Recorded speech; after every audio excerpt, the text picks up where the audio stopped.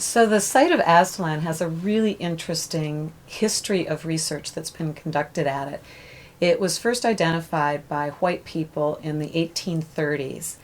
And one of the individuals, maybe more than one of the individuals, was reading Baron Alexander von Humboldt's book on his travels through Central and South America. And in that book, he relates a story about the Aztec origins. And that story describes the ancestral home of the Aztecs, a place called Aztlan, as existing at the 40th parallel, or maybe even as specific as the 43rd parallel. And Aztalan is at the 43rd parallel. And so when this person, Nathaniel Heyer, saw the site, he thought, wow, these are earthen pyramids that look like the pyramids illustrated in this book, which are actually made of stone. And it's at the 43rd parallel north. It must be the ancestral home of the Aztecs because it was such an unusual site in Wisconsin. And so he gave it the name Aztalan, and that initiated a myth that has dominated many people's understanding of the site ever since, that it is a site that was settled and established by people from Mexico, and it is not. It is a site that people were living at already. They have a set of cultural practices and materials that as archaeologists we call late woodland. They're characterized by ceramics that have had ground up rock or grit mixed in with the clay as a temper to keep the ceramic from shrinking too much when it is heated. And the exterior surfaces of those ceramics are usually cord roughened. They were living there and had been living there for probably a number of generations when people who came from Cahokia, perhaps coming through via northern Illinois, joined them at the community. We have no idea what that event was like or how that happened. Were there some of the people who were already living at Aztalan who had traveled to Cahokia perhaps and met people and described the beautiful setting in which they were living, and some of those people came and joined them? Or were people from Cahokia setting out looking for a settlement in a different location, perhaps a place that had some kind of a cosmological or economic significance for them? We don't know what it was, but it looks as if the two populations, the two sets of people, lived at the site for several generations. We see a blending of ceramic traditions. So the Mississippian people make their vessels in a different way. They mix it up with ground up clamshell instead of grit, and the vessel forms look different. And once the two people are living together at the site, we see them developing a hybrid form of material culture that blends local clays and local tempering practices with the appearance or the look of ceramics that might have come from Cahokia and the American Bottom.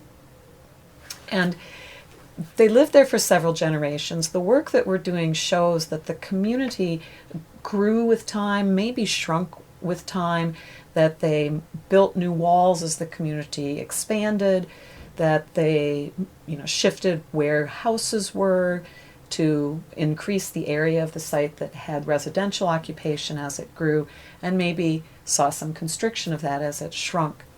And at some point the site was abandoned. And the particular factors that are involved with that are not really clear. Abandonment is something that we see archaeologically as the disappearance of a particular type of material culture without something that would appear to be an sort of in place or in situ replacement of the former kind of material culture. Now, the Mississippian cultural practices that are represented by the immigrants from Illinois, what we understand about that way of life from work that's been done across the southeastern United States is that the political system is one that's prone to fragment. And that may be because some of the kin ties that really tightly connect people together become a little less well-defined as the size of the population increases. It could be that the agricultural practices have an impact on local soils that makes the agricultural productivity decrease over time.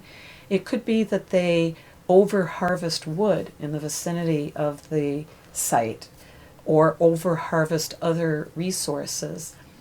There could be climate change that's a factor. So we know that from studies that have been done elsewhere in the mid-continent and the southeast that the climate by AD 1200, 1250, when Aztalan seems to be abandoned, was getting a little bit cooler and a little bit wetter. The frequency of high magnitude floods on the Mississippi River had increased, and so there may have been some climatic issues that pushed people away and pushed them further to the south. And we do see that there seems to be a movement across the upper Midwest to points further in the south from about AD 1250 to 1450, when the area of the confluence of the Ohio River and the Mississippi River ends up being abandoned. There's nobody living there by that point in time. There could also be something that I've sometimes called the burden of the ancestors that plays into this, that too many people have died and been buried in that place, and it just isn't appropriate to live there any longer.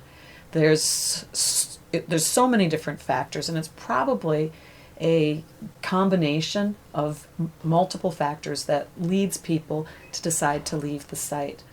And when we talk about abandonment like that, in archaeological terms, we don't have great control over time. So we're saying that, at this 50-year time interval, the site was occupied, and 50 years later it wasn't.